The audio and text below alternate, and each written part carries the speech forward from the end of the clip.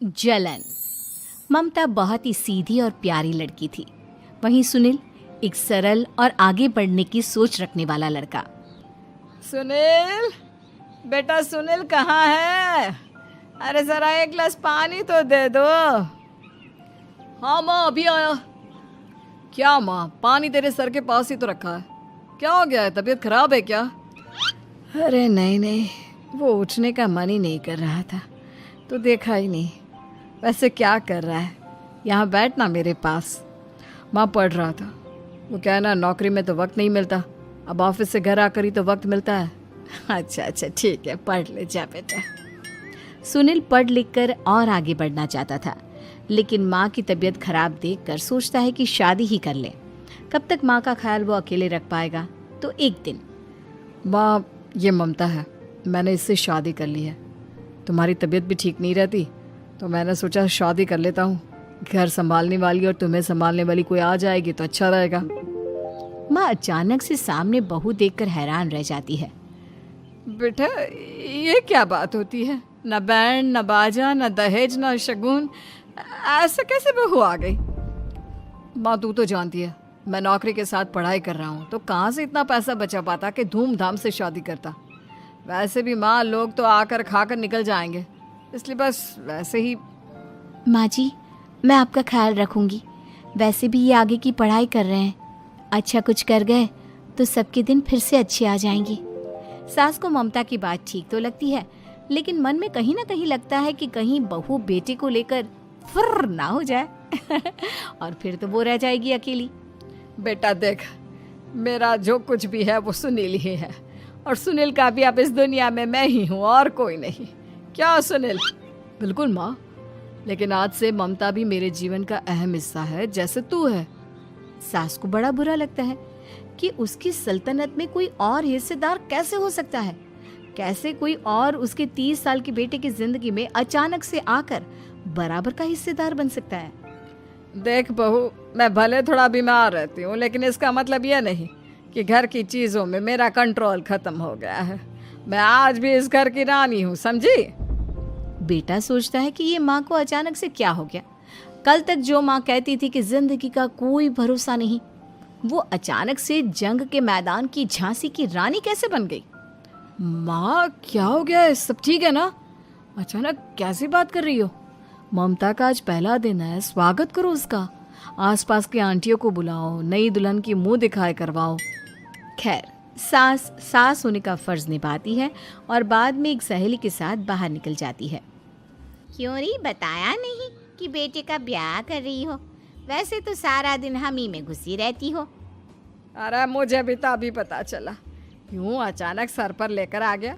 कहता है बहू है माँ तुम्हारी, अब इसको भी इतना ही मैं प्यार करता हूँ जितना तुझे करता हूँ। लो जी, ये क्या बात होगी? क्यों इतना प्यार करता है? अरे माँ का प्यार तो ज्यादा होता है। अब उसको तो कोई दूसरा पति मिल सकता है, लेकिन तुम ही बताओ, क्या माँ की ममता किसी और की हो सकती है? ना जी ना, बेटे को समझाओ ये बात।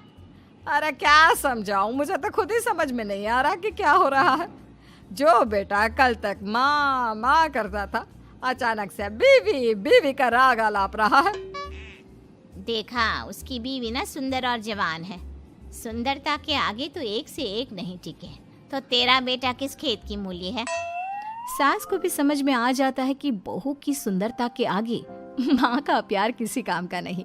उधर बीवी, ए जी, अम्मा जी सहेलियों को छोड़ने गई थी, अभी तक आई नहीं, हम देख आए क्या? अरे रहने दो ना, आ जाएंगी। कहाँ जाएगी, उनकी आदत है, एक बार जाती है तो पूरी पंचायत खत्म करके ही आती है। अच्छा ही है, खाना वाना खा कर गई होगी। छोड़ो ना, घूमेगी तो खाना पचेगा नहीं तो ऐसे ही खाट पकड़ लेगी। बहू भी शांत हो जाती है।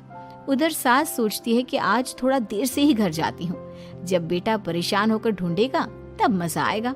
बीवी को खुद ही पता चल जाएगा कि माँ के आगे उसकी दाल नहीं गलेगी।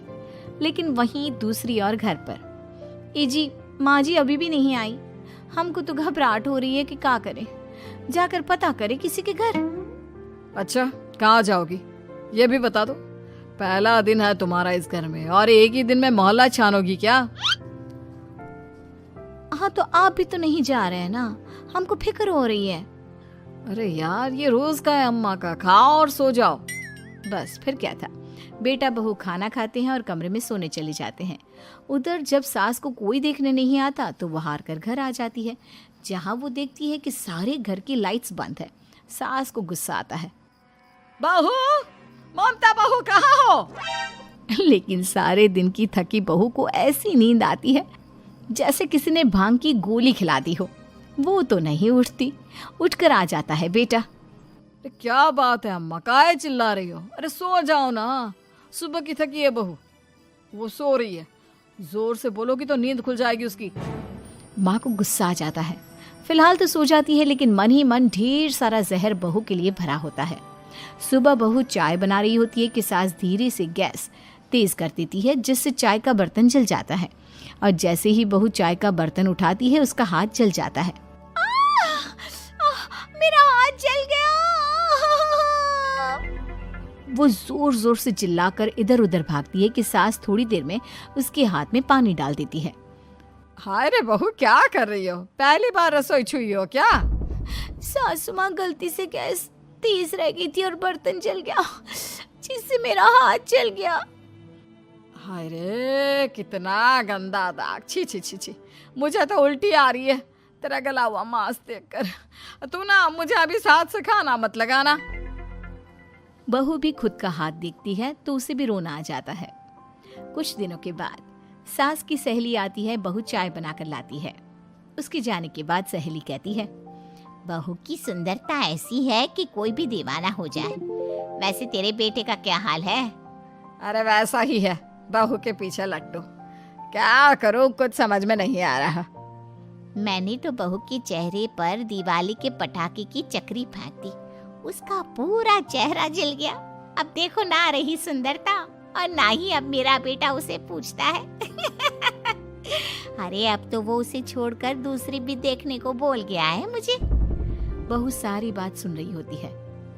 आंटी एक बात बताइए, क्या भरोसा है कि दूसरी सही आए और आपके अनुसार रहे?